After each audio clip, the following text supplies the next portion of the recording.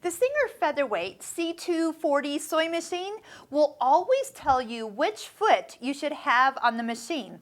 And these feet change out really easy. So first off, when you select a stitch, you can touch the eye and it will tell you which foot you should have on. Like this one says 0A, which happens to be the foot we have on the machine right now.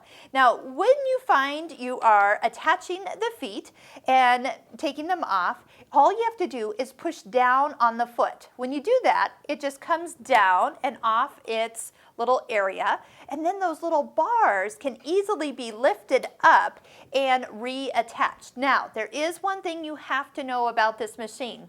Because it has the Singer integrated even feed system, that's this part that comes down in the back, makes it so it's like a walking foot built into your machine, you have to take a look at the foot.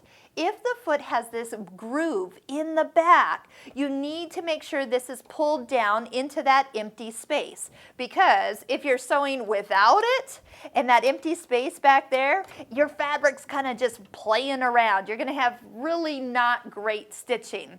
Now there are some feet that don't have that groove. So obviously with your 2A foot, you want to make sure that it is disengaged when you're using it. So when you put it on, just make sure that that is not, you don't try to pull that down and get it attached to that foot. So just watch your 0A foot and your 1A foot, your zipper foot, your overlock foot, they all have that space. So put the foot on, pull down the even feed system, and your machine will work perfectly every single time.